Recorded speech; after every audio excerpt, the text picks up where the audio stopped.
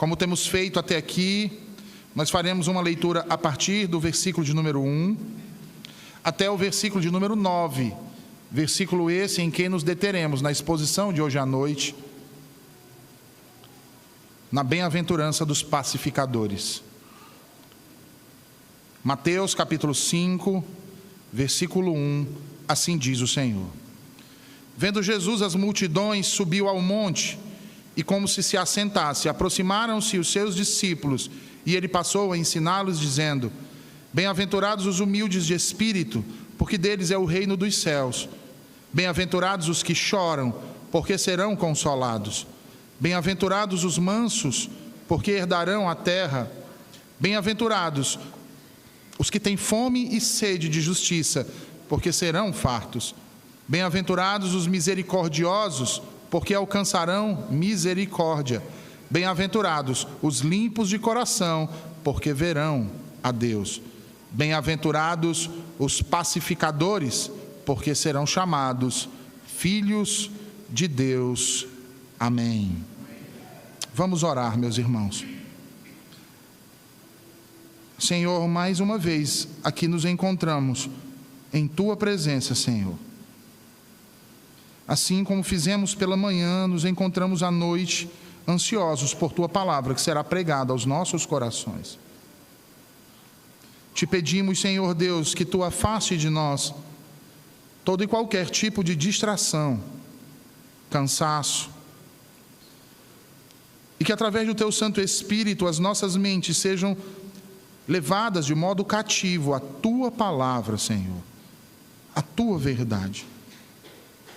E que através da ação do Teu Santo Espírito também, Senhor Deus, e do Teu Evangelho, sejamos transformados à semelhança Tua, ó Senhor Jesus, em nome de quem oramos e já agradecemos. Amém. Nós chegamos então hoje à 7ª característica dos cidadãos do reino de Deus, proclamadas aqui neste sermão pelo próprio Senhor Jesus. Assim como nós vimos com as demais até aqui, meus irmãos, essa também carrega uma característica bastante peculiar e uma promessa. E que promessa é essa que é feita aqui? A promessa gloriosa de sermos chamados filhos de Deus. Percebam que essa promessa é estendida àqueles que são pacificadores. Mas a grande pergunta nossa na noite deste dia é: o que é ser um pacificador? O que é um pacificador? O termo grego que é utilizado no texto é eirenopoioi, cujo significado diz respeito àqueles que buscam estabelecer a paz, e não somente isso, que buscam reconciliar aqueles que estão separados. Sendo assim, nós podemos dizer que o pacificador que Jesus chama de bem-aventurado aqui neste versículo é um indivíduo que, em primeiro lugar, está em paz com todos os homens, quer sejam homens de bem ou homens de mal. Em segundo lugar, não apenas está em paz com todos, mas também trabalha com afinco para reconciliar as partes que estão em discórdia. E quanto a isso, é interessante o que diz o pai do puritanismo, William Perkins, porque ele fala que essa é uma graça do Espírito Santo que é concedido aos que são bem-aventurados. E ele justifica essa asserção que ele faz. Ele diz: pois onde o Espírito de Deus opera paz de consciência em relação a Deus em Cristo, ali o mesmo Espírito move o indivíduo a buscar a paz em todos os homens, bem como estabelecer a paz entre aqueles que estão em discórdia, até ao ponto em que podem permanecer com a religião e a boa consciência. Mas para isso, no entanto, meus irmãos, para alcançarmos isso, no entanto, é preciso observarmos 3 virtudes essenciais àquele que é pacificador. E que virtudes são essas? 3 virtudes: humildade, mansidão e paciência. Ora, por que humildade? Humildade, porque a humildade é uma virtude que faz com que o homem pense melhor do outro do que de si mesmo. E isso é reiterado não somente pelo Senhor Jesus, mas por seus apóstolos em várias partes, não só do Novo Testamento, mas do Antigo Testamento. Em especial, abra sua Bíblia em Filipenses 2 e versículo 3, onde dentre os apóstolos, o que mais falou acerca dessa realidade, proclamada aqui pelo Senhor Jesus, é também ecoada na boca de um dos seus principais apóstolos, o apóstolo Paulo, quando escreve aos Filipenses, no capítulo 2 e versículo 3, mas não somente aqui, nós vamos encontrar essa admoestação quando ele escreve aos Efésios, nós vamos encontrar essa admoestação quando ele escreve aos Romanos. Paulo diz, Filipenses 2, versículo 3, nada façais por partidarismo ou vanglória, mas por humildade, considerando cada um os outros superiores a si mesmo. Mas vejam, irmãos, que isso só é possível quando em nossos corações nós temos um senso real de nossas corrupções e de nossos pecados, mas sem a malignidade de presumir que o nosso próximo tenha pecados e corrupções piores do que as nossas. Então veja, não basta simplesmente chegar e dizer assim, não, mas eu sei que eu sou um pecador. Se eu olho para o outro e acho que ele é mais pecador do que eu, ainda que eu não tenha o poder, porque eu não sou Deus, de sondar o coração do outro. Presumir tal coisa do outro, irmãos, de cujo coração nós não podemos sondar, é tão somente soberba e orgulho. E saibam, irmãos, que ao agirmos assim, nós estamos usurpando de Deus o seu caráter de justo juiz. E sabe no que nos tornamos? Juízes. Mas não como Deus, porque a natureza de Deus é santa, a nossa natureza é corrupta. Então nos tornamos juízes corruptos.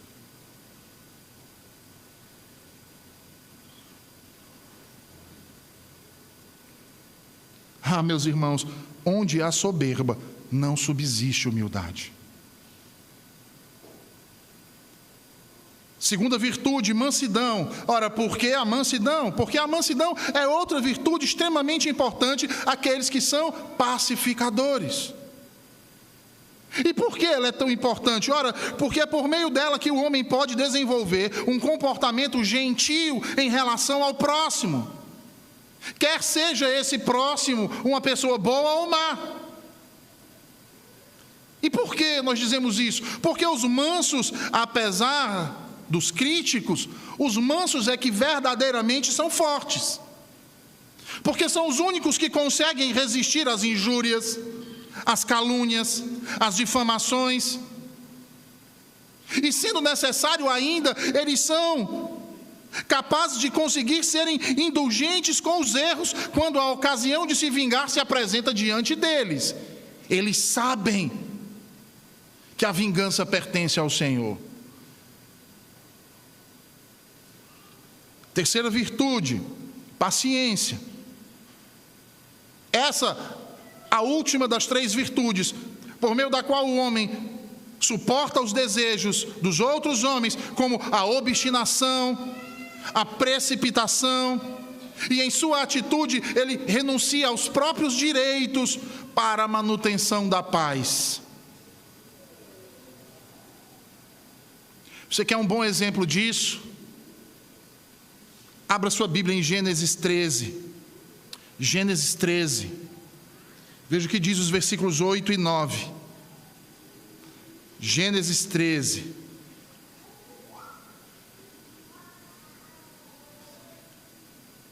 Nós temos aqui a discussão provocada por Ló acerca das terras. Gênesis 13, versículos 8 e 9. Nós temos Abraão e Ló aí. Veja o que é dito: não haja contenda entre mim e ti, e entre os meus pastores e os teus pastores. É Abraão falando. Porque somos parentes chegados.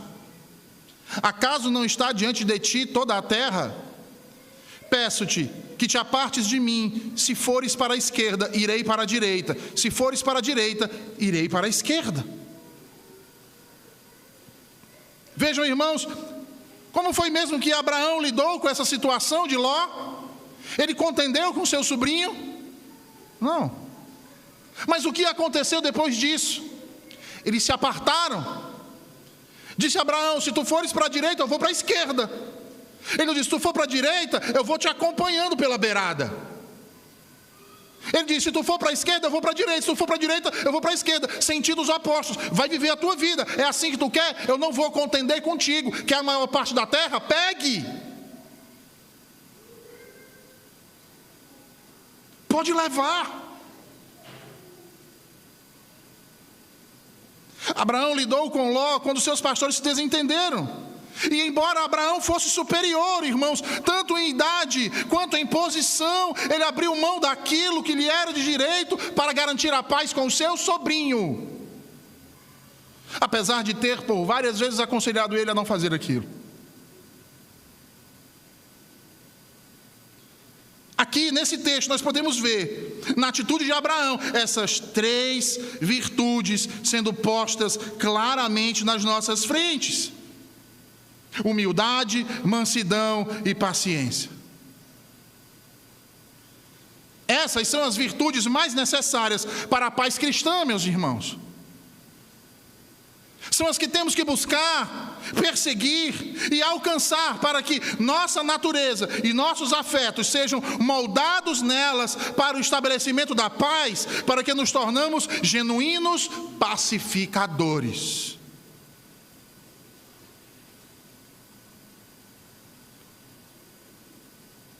Porque os filhos da aliança são pacificadores. Por isso são bem-aventurados. Assim como são humildes de espírito. Assim como são puros de coração. Lembra?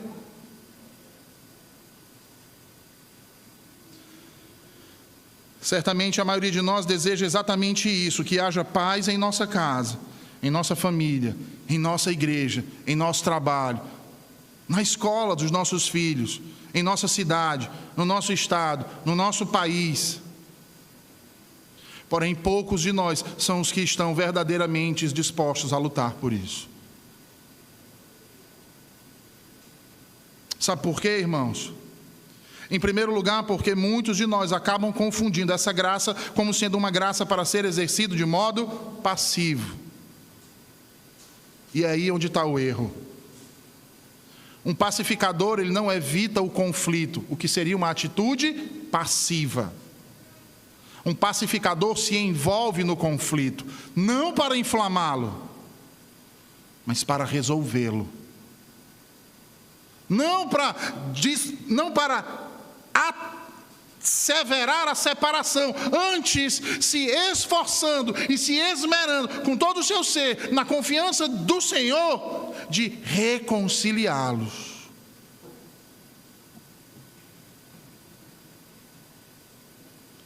Um pacificador é aquele cuja postura é primariamente, irmãos, implacável na busca pela justiça, pela harmonia, pelo arrependimento e principalmente pela reconciliação. E sabe quem nos revela isso de modo sublime? Jesus. É só parar e olhar. A vida de Jesus, o supremo pacificador, revela quão difícil e perigosa essa obra é. A pacificação que Cristo visualizou e encarnou tem 2 direções, então. Uma para com Deus e uma para com os homens. E assim, se nós seguirmos os passos do nosso Mestre, como cidadãos do reino, veremos que somos então chamados a trabalhar com ambos os objetivos diante deles. A grande pergunta é: como fazemos isso? Basicamente fazemos isso proclamando e aplicando as boas novas do Evangelho em todas as situações de conflito que passamos nesta vida.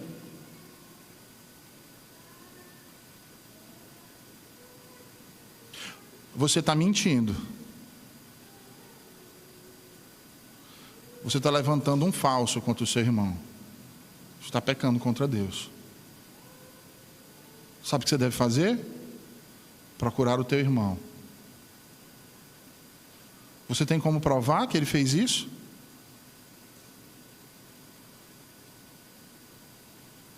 Não, não tenho como provar. Mas eu só tenho suspeitas. Então, em primeiro lugar, peça perdão diante de Deus. E em segundo lugar, vá procurar o seu irmão e dizer o que você pensou dele. Não saia por aí falando para os outros as suas percepções.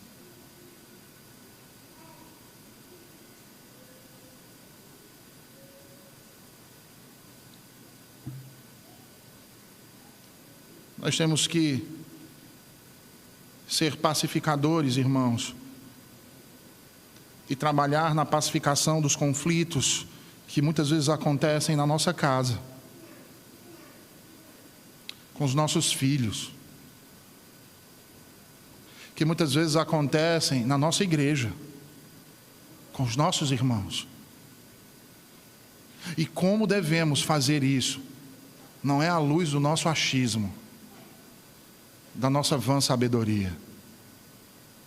É a luz da palavra de Deus. É a luz da palavra de Deus. E a primeira coisa que deve vir na nossa cabeça não é tomar partido. É procurar ser justo de acordo com o Evangelho. Não é tomar as dores de um e punir o outro, mas é de fazer com que haja arrependimento no faltoso, e reconciliação e perdão no vilipendiado. Entendem, irmãos? Mas veja, para que tenhamos êxito nesse empreendimento, nós devemos agir a partir de um lugar de paz pessoal e reconciliação com Deus. Porque se eu não estiver em paz com Deus, como eu vou querer estabelecer a paz de outro? Se eu estou distante de Deus, como eu vou querer reconciliar outro?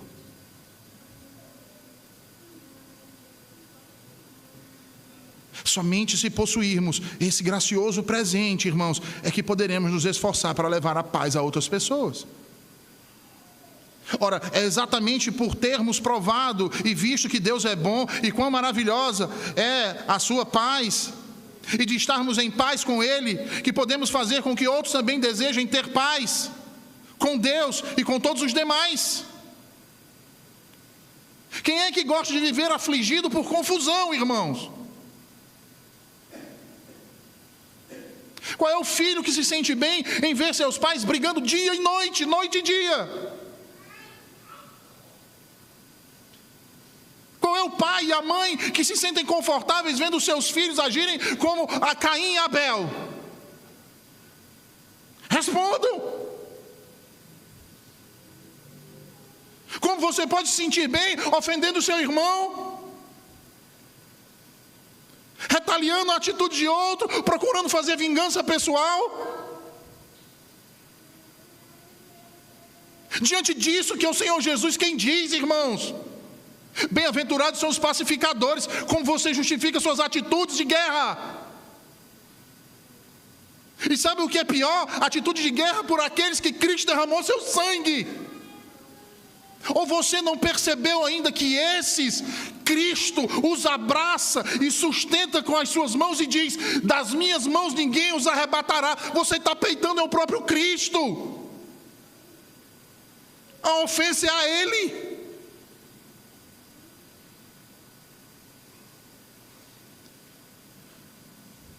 Que espécie de novo céu e nova terra você espera habitar quando despreza o seu irmão?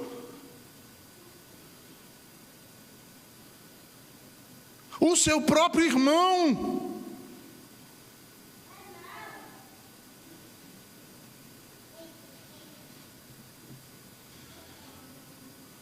Será que você não provou dessa paz? de ter sido reconciliado com Deus, será que isso não transcende o seu ser? Será que você não deseja que o seu próximo tenha esse mesmo sentimento?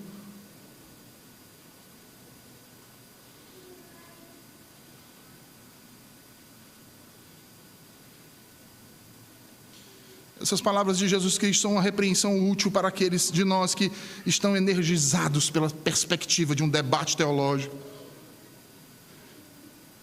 de provar que estão certos, mas quando falam em reconciliação e perdão, esmorecem.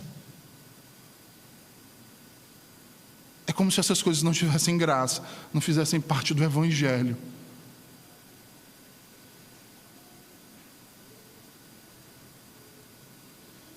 Mas é interessante porque Jesus realmente nos advertiu que sua verdade traria contenda.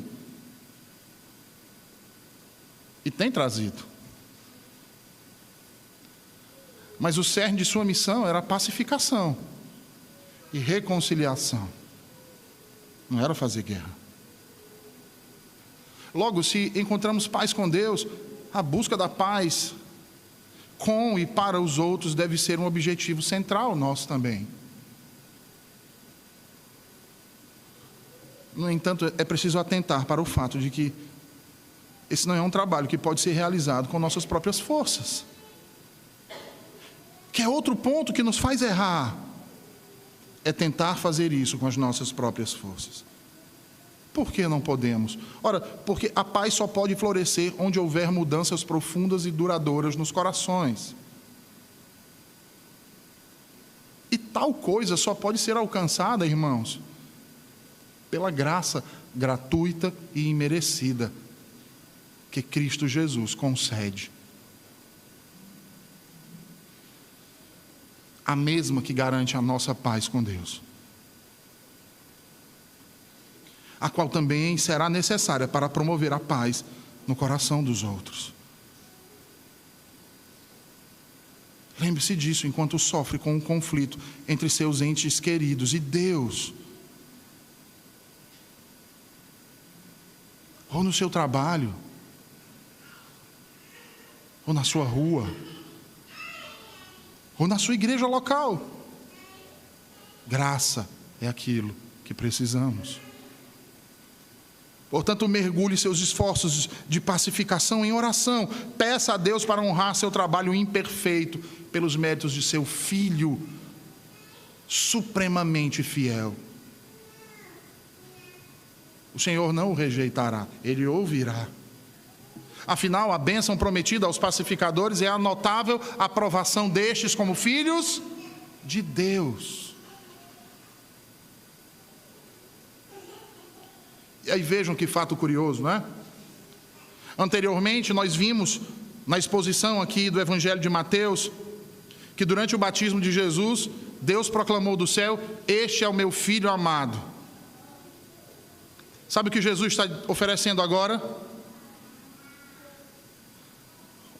Um título semelhante a nós, pecadores, de sermos chamados filhos de Deus.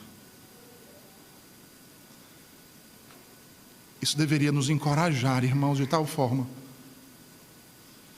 Isso deveria nos tomar com uma alegria indizível. Porque Jesus é o unigênito de Deus, santo como o Pai é santo. Nós não. E vejam a honra com que Ele nos trata, de sermos chamados filhos de Deus. Você já parou para pensar nisso? Já parou para pensar nas implicações disso? Lembra do terceiro mandamento hoje? Já parou e ponderou se suas ações condizem com essa realidade? Ou será que condizem com uma outra realidade, a qual não há filiação, muito menos graça, muito menos fé? Meus irmãos, a pacificação não é fácil, mas certamente é algo bendito.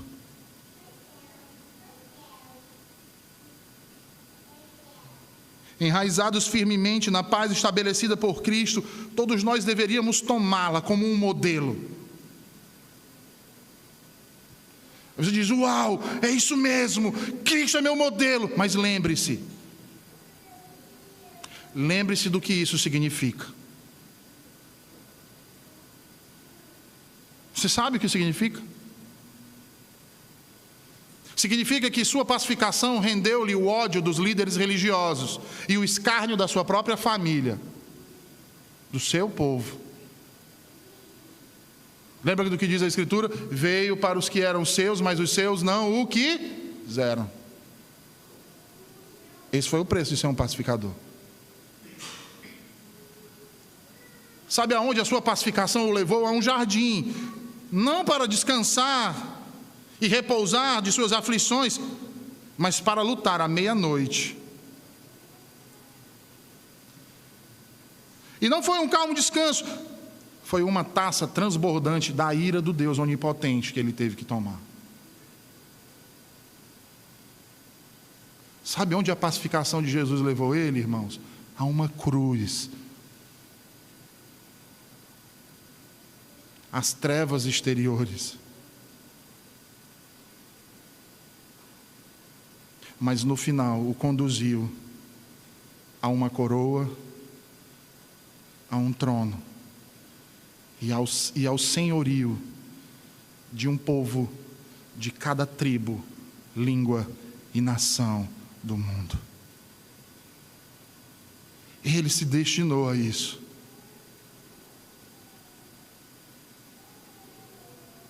Acaso não teriam os pacificadores o mesmo? Sim, claro, teriam.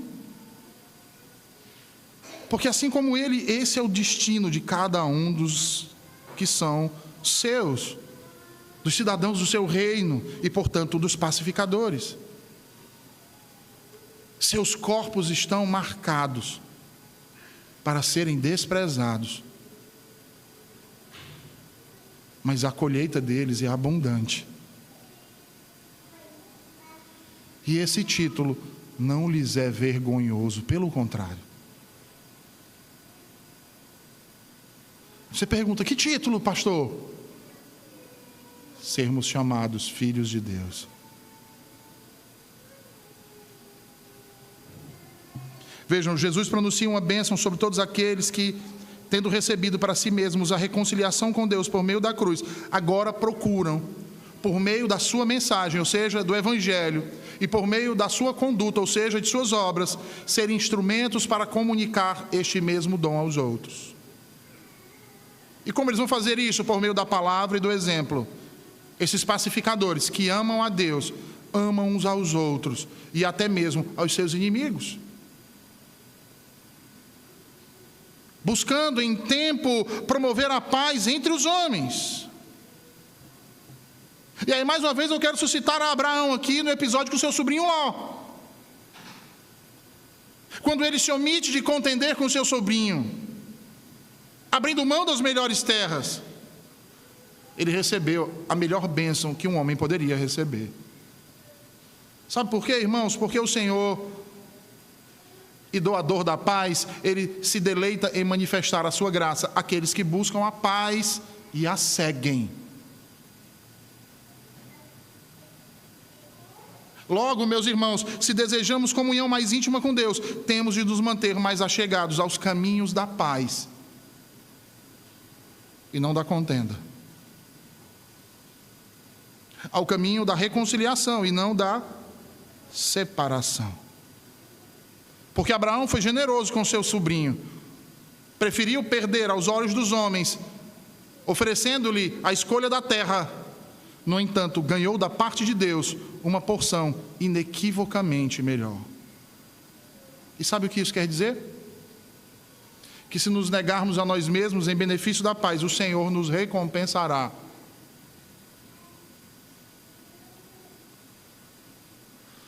O Senhor nos recompensará. Diante de tudo isso, então, a pergunta que surge é: mas até que ponto é possível buscarmos a paz uns com os outros? até quando for legítimo fazermos isso. E quando não haveria de ser legítimo? Ora, quando a causa é torpe, infame, contrária à verdade, à liberdade de consciência e, principalmente, à verdadeira religião. Procurar manter a paz em situações como essas é o mesmo que tentar conciliar a luz com as trevas. Pergunto a vocês, isso é possível? Luz e trevas se juntarem? Certamente não, porque uma dissipará a outra. Talvez então você diga, mas temos em comum a mesma fé, confessamos o mesmo credo, observamos os mesmos sacramentos, temos sobre nós o mesmo Deus.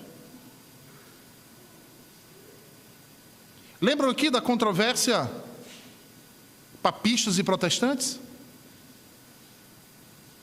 Tem que reconciliar, não é assim? Nós cremos no mesmo Deus, é o mesmo Senhor Jesus, nós abraçamos os mesmos credos ecumênicos, portanto temos a mesma fé. Mas isso tudo não é suficiente quando estes subvertem os alicerces da fé, dos credos históricos, das próprias Escrituras e até mesmo os sacramentos.